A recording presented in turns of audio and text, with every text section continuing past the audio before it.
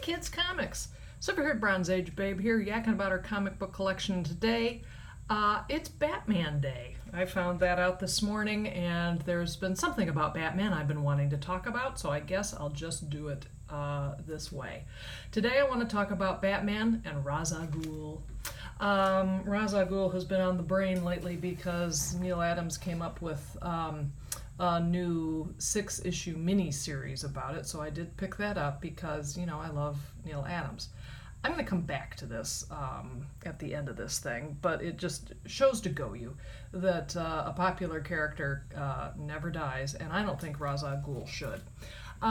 This issue, if you have not encountered the Ra's al Ghul saga and you don't want to track down the individual books, which I'm just about to show you, check out this Treasury issue, this edition. I think it can be had for reasonable rates, and it not only the front cover, but it's also one of those great Neil Adams wraparounds.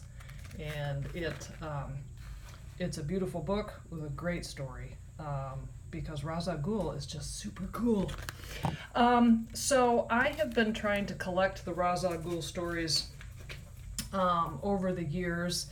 This is, Ra's al Ghul isn't in this one. This is Detective Comics 405, but it does introduce the League of Assassins, which is important to Ra's.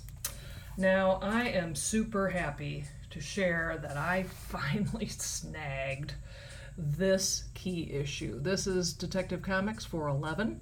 It is the first appearance of Talia al Ghul. So this took me a while to find in a condition I was willing to accept at a price I was willing to pay. So I'm just thrilled to have this one in the collection. I mean, I'm just over the moon. Now, the famous Ra's al Ghul issue here, look, oh my gosh, it's the reprint. I picked this up because the original, getting an original copy of this book requires that you part with hundreds and hundreds of dollars. And I don't want to do that. So at some point I'm going to do a video on what I think of reprints and these facsimile editions, but suffice to say I'm actually kind of happy to have this one in the collection just because the cover looks so fantastic, and it's nice to fill out my actual comic book collection with that. Now this is a coverless wonder, and you'll be thrilled to know that I finally have put it in its little protective bag and board. This is one of the coverless wonders that started my collection. It is actually this book right there. And so I did get a higher grade copy at some point. It is the second appearance of Ra's al Ghul. Oops, sorry Batman. This is his third appearance, and I have a slabbed 8.5 copy of that book that my Wi-Fi hotspot gave to me as a gift, and so that's terrific. Then Batman 242. This is the start of a 3-issue story arc, and it is part of the collection that's in the Treasury edition. And this, Batman 243, is the first time you see the Lazarus Pit, which is pretty darn cool.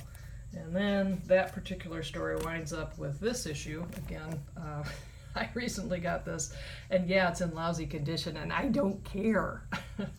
Batman fighting Ra's al Ghul. Now, this brings me back to this new issue.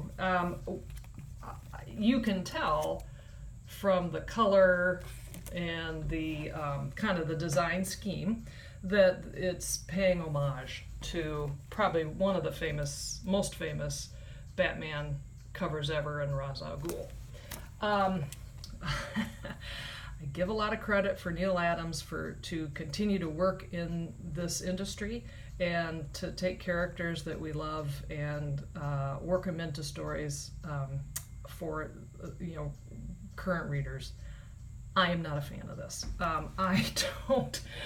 I don't understand a thing that's going on in this story. Why is Ra's al Ghul a professor? I really don't get it.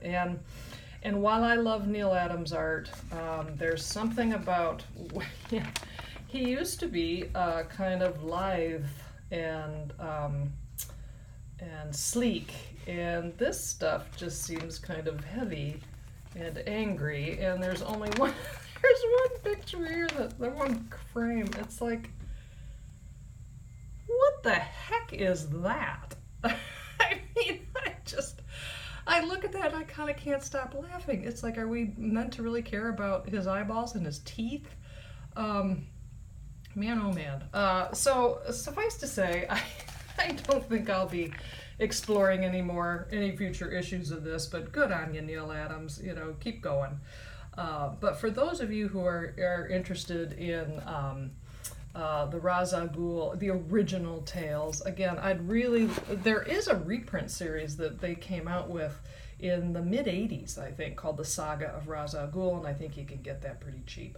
I'm a big fan of this Treasury edition because the cover is absolutely beautiful. So thank you so much for watching, and I'll see you next time.